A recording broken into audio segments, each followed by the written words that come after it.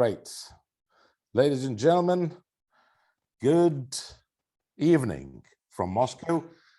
I'm Taimour, and today I'll interrogate an interesting person. Well, something really strange is happening all the time.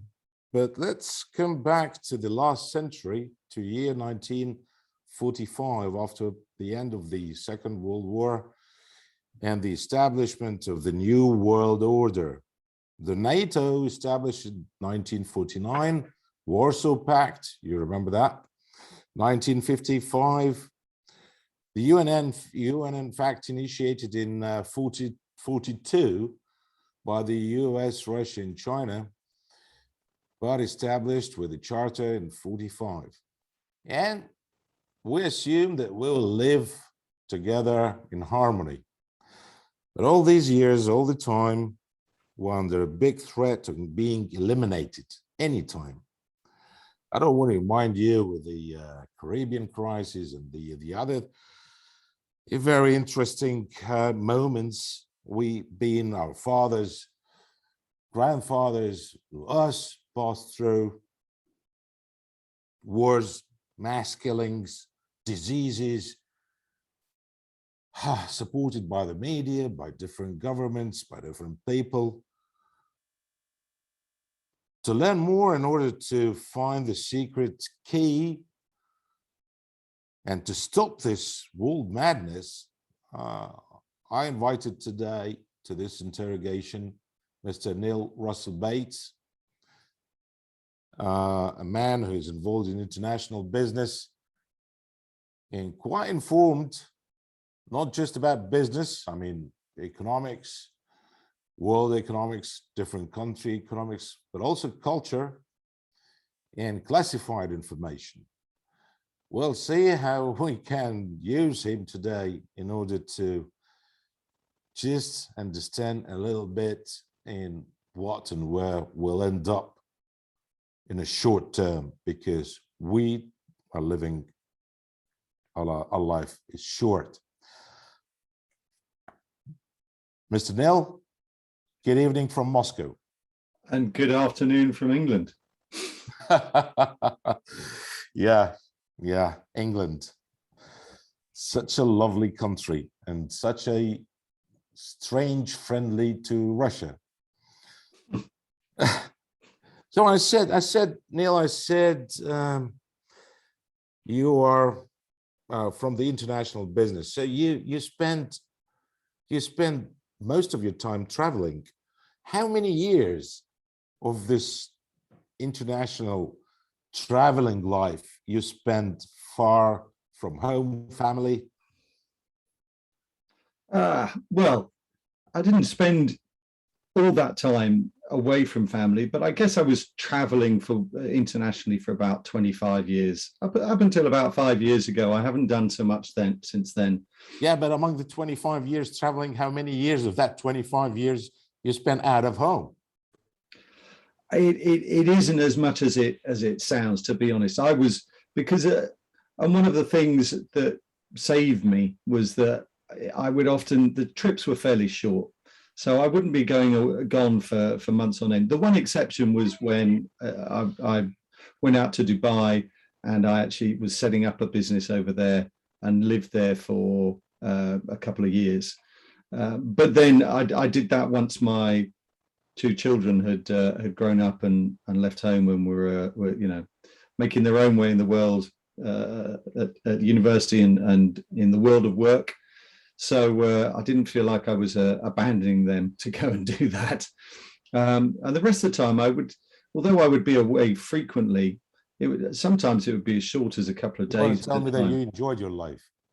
Pardon? You want to tell me that you enjoyed your life? Absolutely. I enjoyed the traveling. Sometimes it comes at a bit of a price. And how about your wife?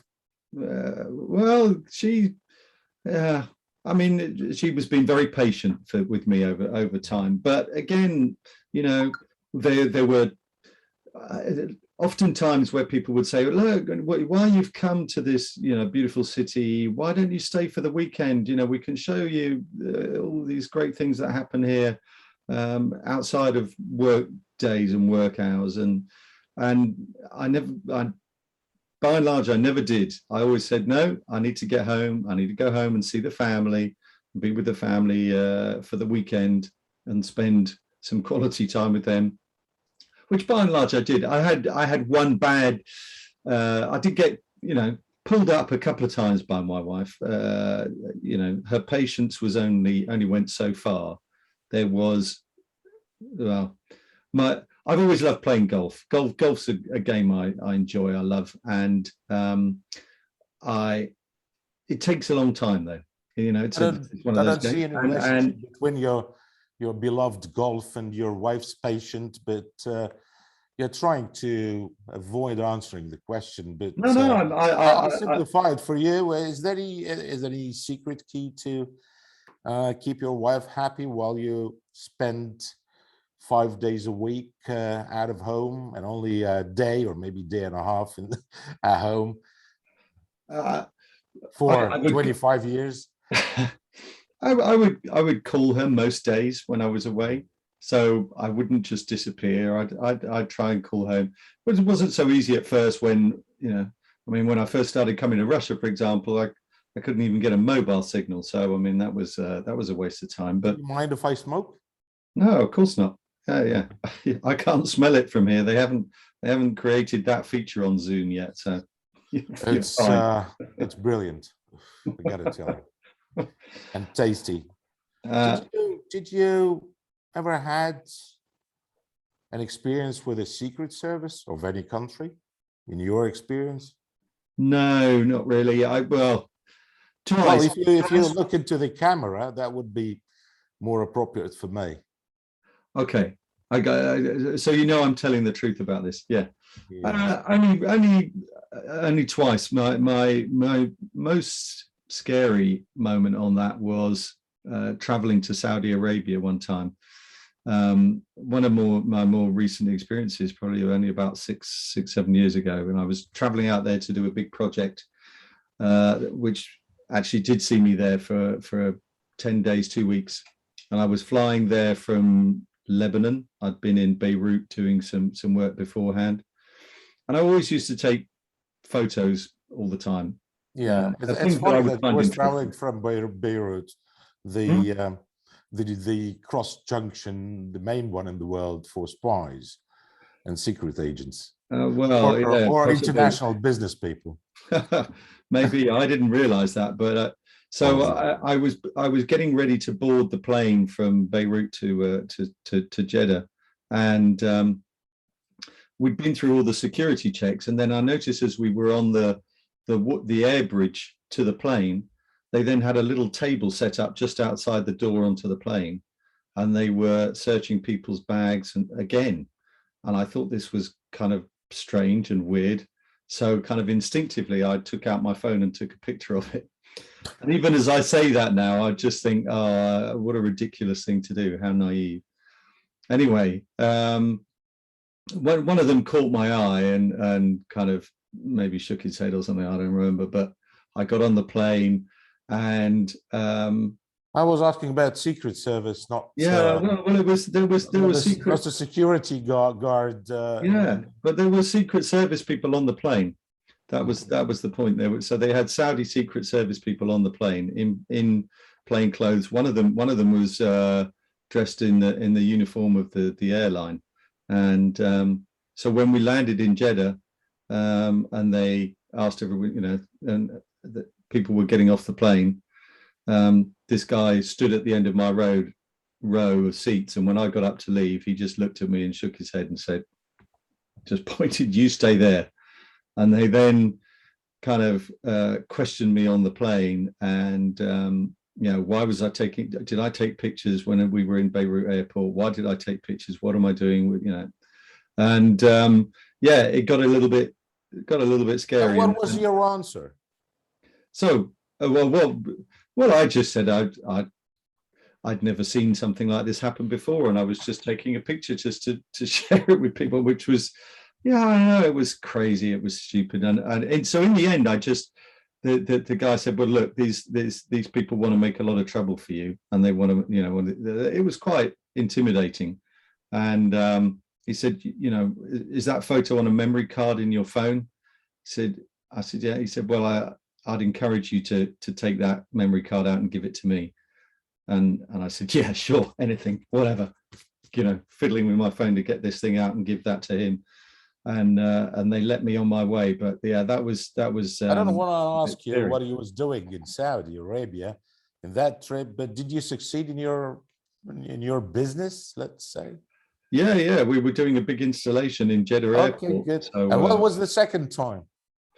well, no, the other thing, well, it wasn't actually directly with the Secret Service, but I kind of was thinking it might lead that way, because I'd come back from a trip and I landed at the airport in England, and they started asking me lots of questions because my passport was starting to look quite interesting at times, you know, with stamps from very different countries, from Arabic countries, from, you know, China, from Russia. And yeah, occasionally people would be intrigued. And this, I think that, funnily enough, I think I was coming back from another trip where I'd been in Lebanon, and he started asking me about what was the situation like in Lebanon. Did I see anything? You know, would I be prepared to talk to people some more about it? And I kind of thought, oh, I'm going to get a call from the British Secret Service, and they're gonna want me to become an informant for them. And there was a mixture of kind of excitement. I could be helping, and a little bit nervous, I guess, that or would I be put in a difficult position? But I never heard from them again. So yeah, that was and that's as close as I've come, to my knowledge, anyway. Well, are you familiar with the song of Chris de Burgh, Moonlight and Vodka? No, I don't know that one. How have I not come across that one? Okay. Can you name me, please, about 3 places you'd love to visit again in the world, and 3 places you wouldn't dare I wouldn't or you dare. hate? I don't know. There aren't many places that I really. No. Just 3 and 3, please. Okay. I love to come back to Russia and see you, Taimour, because I used to come there a lot, as you know, and it's been too long. Before you do that, please go back to this interesting song, Moonlight and Vodka. Yeah. Well, so carry on. Okay. So yeah, I'd love to come back to Russia. 2 places that I visited in more recent years that I'd love to go back to, I really loved them, was Japan and Canada. Very, very different places, but I just love them. In terms of places I wouldn't want to go back to, if I never had to go back to Kuwait again in my life, that I'd be very happy. It's just it has all the worst traits of the Arab world, and none of the good ones that I can find. And it didn't help that I didn't really know anybody there. So just in 5 words, can you describe why? Nothing there. No, I mean, I like other places, no booze, and you know I like to drink, so that didn't help. But nothing to do, just nothing. You know, no character. Boring, unfriendly. Yeah, boring. What do you mean? Yeah, boring. No, nothing of interest. No culture. Nothing. In Kuwait. See, huh? In Kuwait. In Kuwait, for me. For me. Yeah. The other 2 places. I don't particularly like China, so my experience visiting China was not that great. I don't, you know, it's the pollution, the over-industrialization, even when you get out into the nature, it doesn't look nice. What I saw. And the third one? I know. I'm going to leave it at two. I honestly, I don't think there's another out of all the other places. There's another place that I wouldn't get. Wouldn't go. Oh yeah, I'd be excited to go back there to have a look. Right. Hmm. How many languages you learned? None. I know a handful of words in a bunch of different languages. Just tell me something in Japanese, would you? Just to help me to get involved into my memory is penetrate atrocious on these things. So penetrate into Japanese after a dozen of beers. I think I'd be able. No, when I was out in Japan, I could say a few things. Say hello to people and say thank you, but it just goes from my head. It's ridiculous, but I'd always try and make sure I could say a few things if I was going to be anywhere. We have a problem here. Oh, your picture's frozen. And yours as well. So coming back to how to penetrate into Japanese society, what I need to say. Oh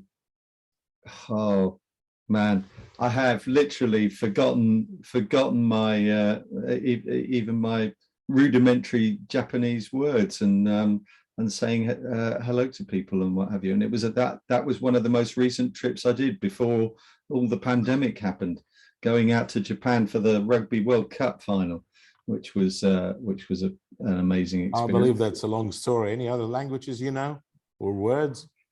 No, French is the one that I probably know most of, but oh, really? The love language.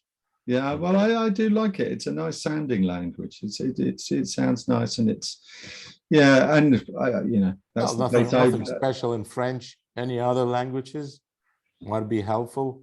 Well, I'm not going to try and say anything in Russian to you because you'll it will be a mess. There's plenty of other people with us.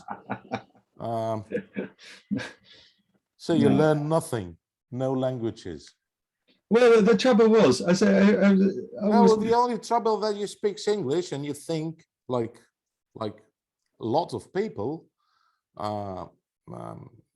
who has native English, there is no need to learn any other languages to communicate. Well, it is very helpful being an English speaker, but it's also my challenge was wherever I went, I was at any time when in my work, and I traveling with different companies doing different types of business, but I was always going to multiple different countries. So my problem was which language was I going to learn? I mean, I used to visit Russia a lot, but if I learned Russian, it would be only useful in Russia, and all the rest of the time when I was traveling to Arabic countries, to France, to Italy, to Spain, to Germany, it would be so useful.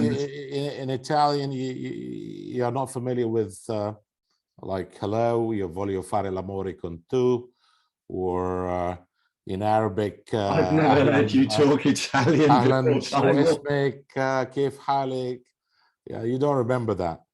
I remember a bit of it, but you remember. Yeah. But it sounds like I know less Italian than you do. Is your wife watching you now? Is my wife watching me? No. No. Okay. So the reason why we're together today,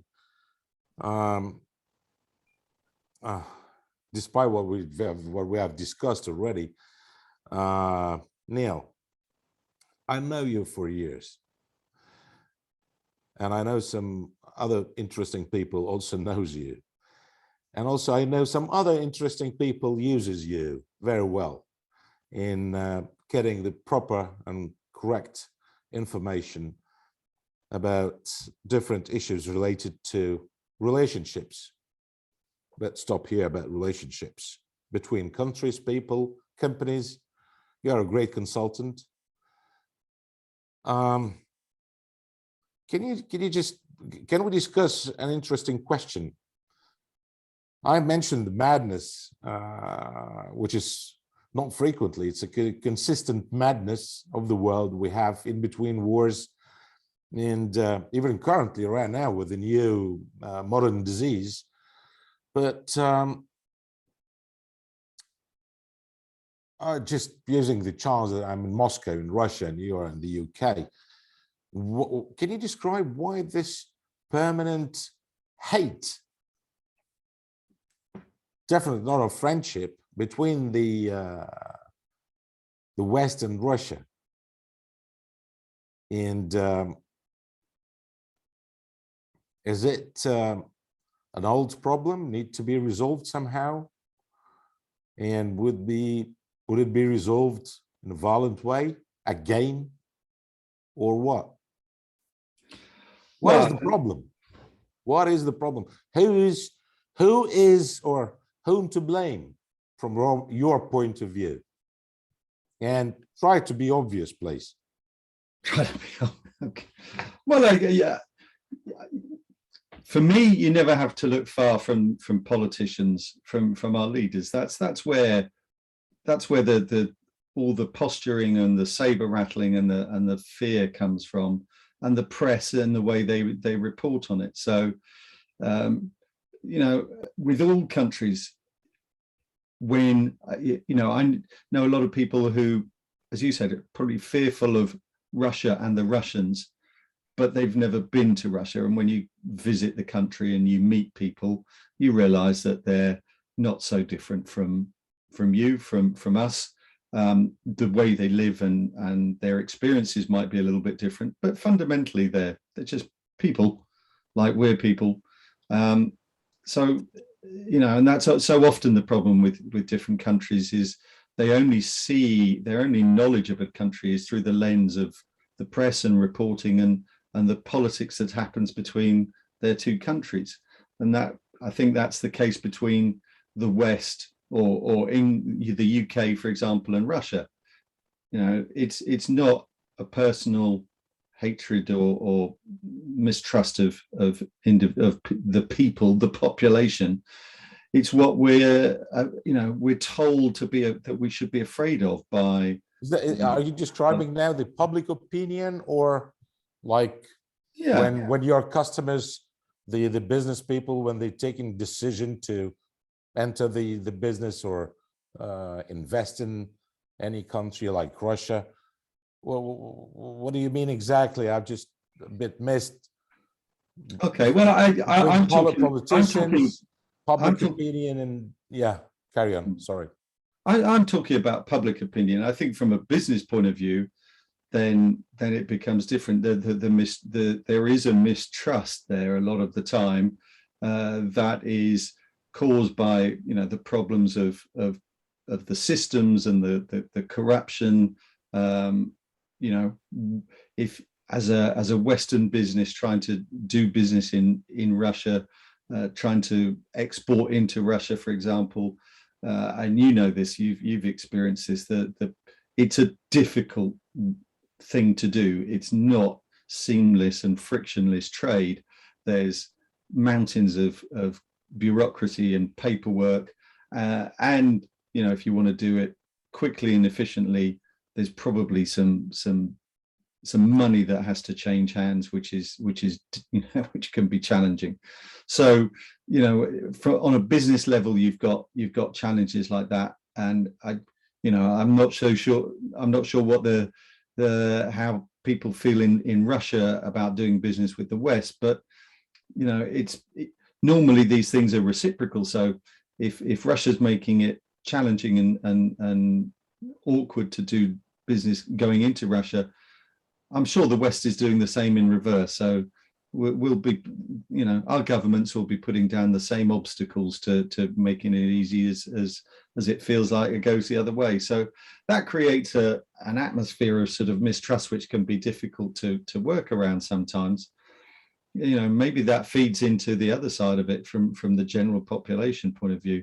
There's just that, you know, element of fear and mistrust that, you know, right now, if you're in the West, if you're in Europe, it's a fear over, you know, what's going to happen, you know, the control that Russia has over certain you know, things like gas prices. You know, everyone here is watching their gas prices go up and worried how much impact Russia has on that. And then, you know, you've got Russian army massing on the border of Ukraine and fear about what may happen there. And that kind of fear and mistrust has been around a long time. And it's, yeah, so for a lot of people that never visit somewhere like Russia, that colors their whole perception of the country. It doesn't, you know, it's no reflection on anything more detailed that they know. And that's how so many people make their minds up about other countries of the world. You know, the number of places that I have traveled to in the past, and people said, "My God, why are you going there? It's a dangerous place. They're violent people. You know, there's always terrorism going on there." And it's because they just read the odd report in a newspaper that tells them that, rather than, you know, finding out anymore and deciding to go and experience it for themselves. A lot of the time I didn't have a particular choice about going to experience it. You know, the work took me to those places. Well, you have proper skills to avoid all that. I know this very well. But I asked you whom to blame.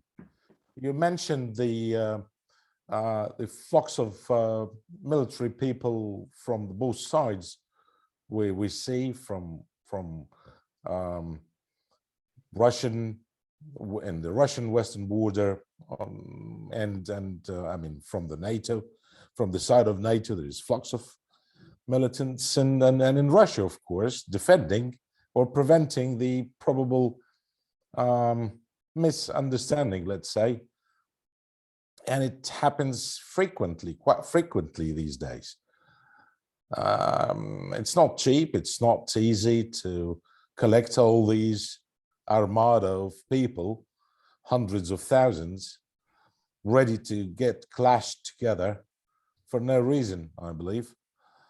So what do you think? Where is the secret key? Who's playing the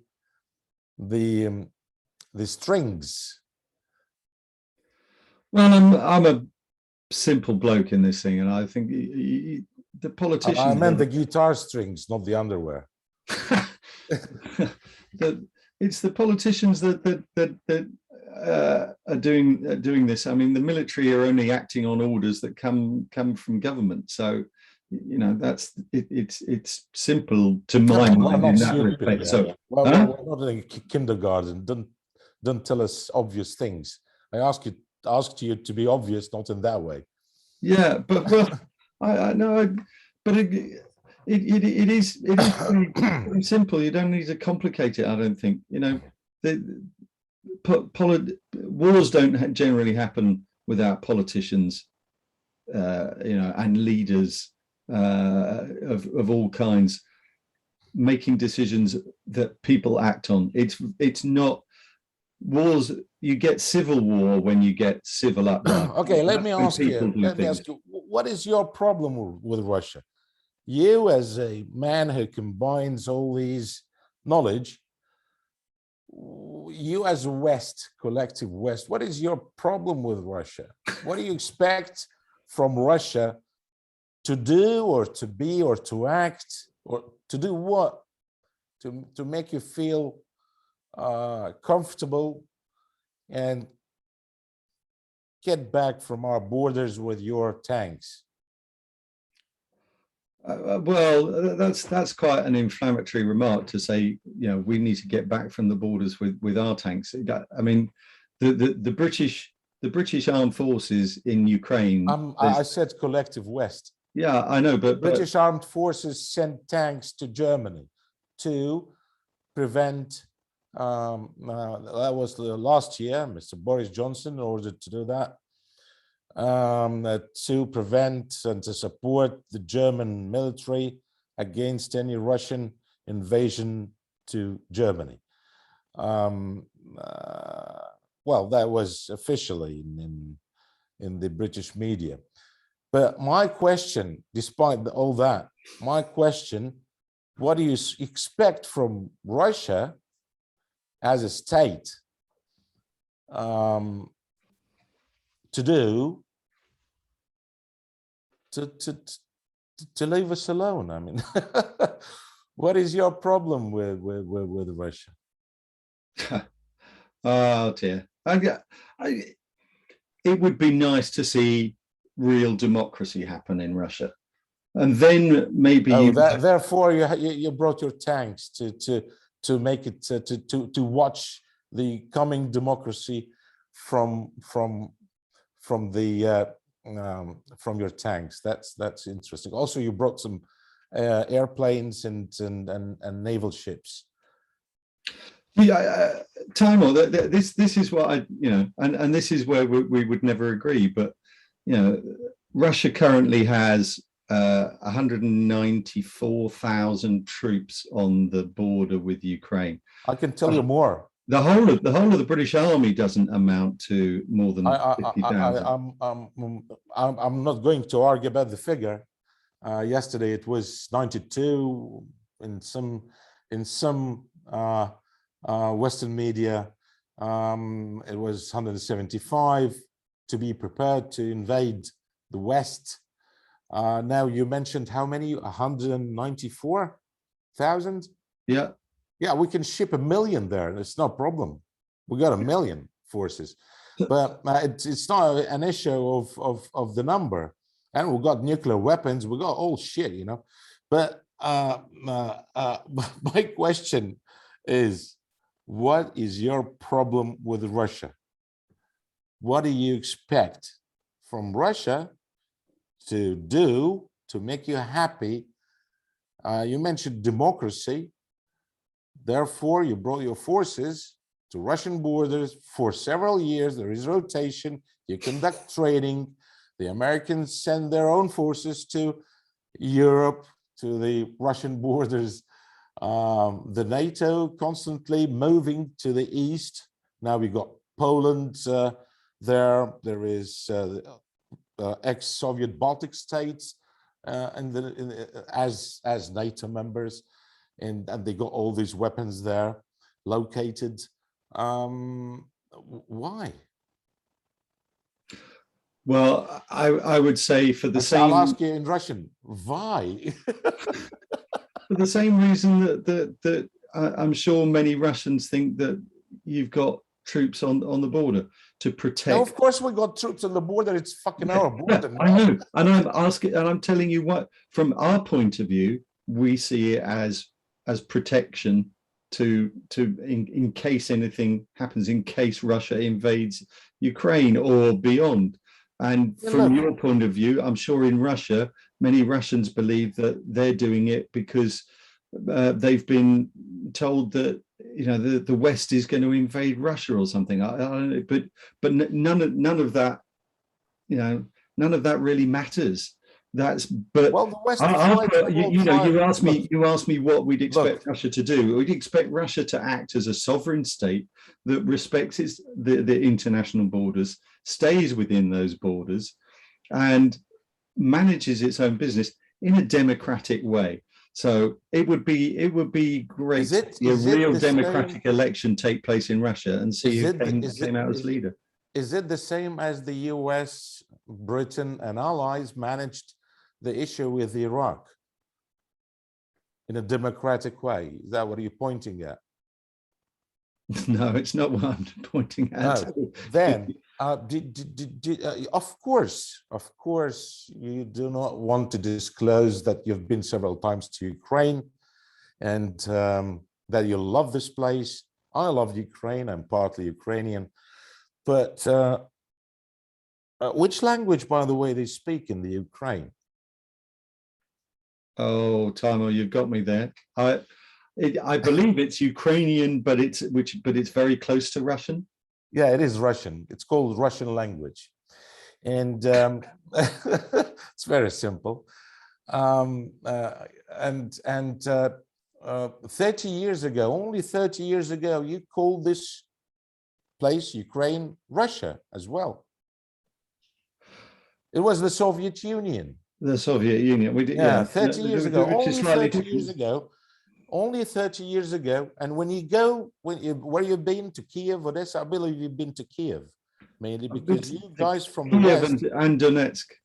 and Donetsk. Donetsk is in Donbass. Donetsk now is on the other part. One of the most shocking things And for me. I believe, yeah, the most shocking thing which you've seen there is that the architecture, the building, people are the same. Mm. No. Well, I was going to say the most shocking thing for me was going to Donetsk, because I did a survey for an installation we were doing in Donetsk airport, and a year later the airport was destroyed, and that was shocking for me. It is. The whole thing is shocking. The whole thing that an ex great country still have this problem across the ex-Soviet Union. But you didn't want to answer my question. What do you want from Russia to step away with your interesting ideas and brilliant export with democracy to Ukraine and Russia? You don't want to answer on this. I've tried to answer, Taimour. I've said if Russia just respected its current sovereign borders and acted in a more democratic fashion, i.e., they didn't try to repress the opposition when they're trying to compete in elections, and then if added to that, if they stopped playing games with the, and they're not the only place in the world to do this. Saudi Arabia does the same thing, to play games with the world fuel prices. Let's stay here. Let's stay with my question. No, I know, all I'm saying is they're not alone in doing that. But those three things for me would dramatically diffuse the situation. May I ask you a simple question, please? I know that for some reason, probably because of your current business, you cannot probably talk freely, but I have a question to you. Do you, as a collective West, respect and understand that Russia is a great country? Yeah, I mean, just in terms of international weight, geopolitically, that's what I'm.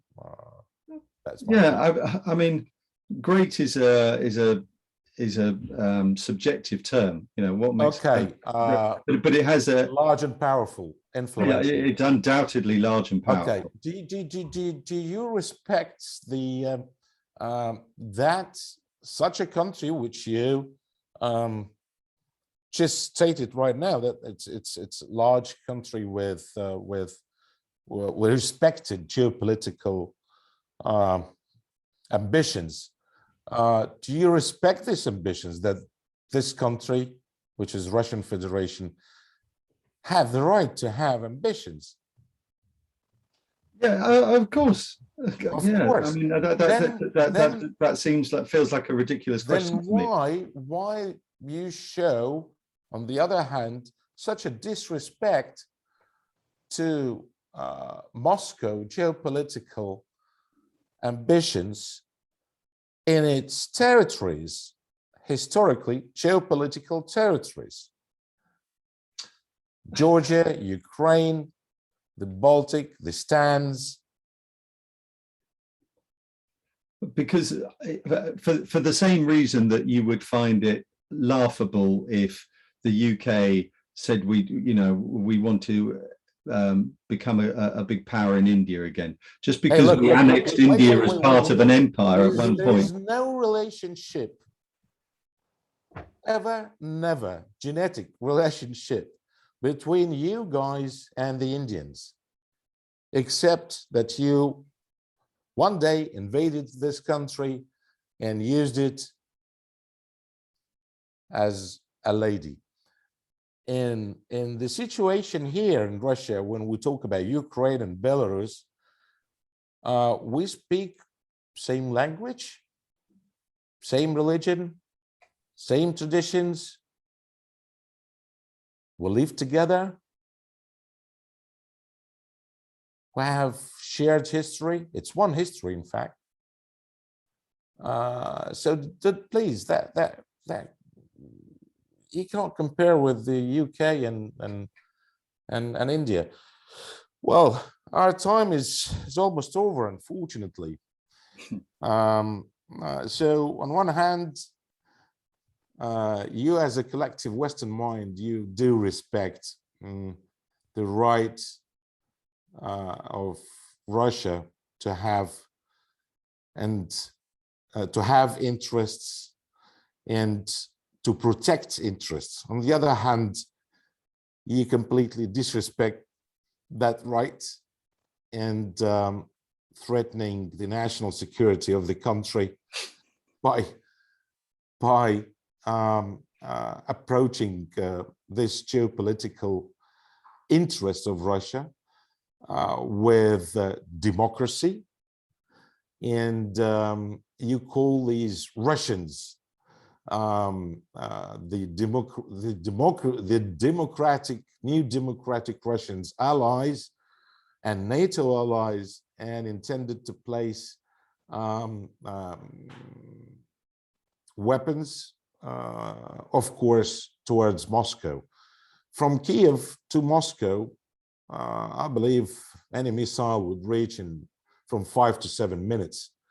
That is why Ukraine still within the interest geopolitically of Russian Federation. Not only just because culturally, economically related families, joint families, and due to this democracy which is started in 2013 by the coup, by the result of which the president of the Ukraine escaped from the Ukraine.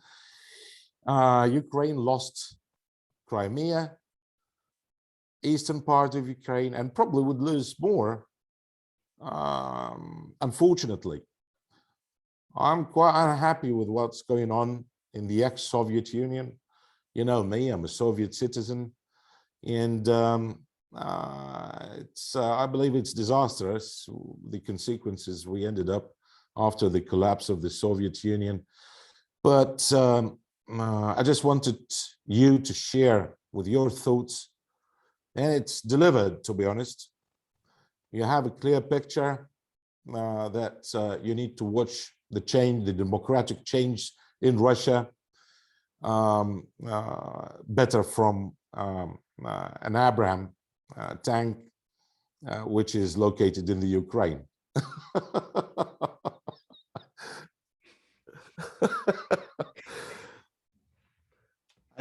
As you wish, Taimour, as you wish. Well, Neil, thank you very much.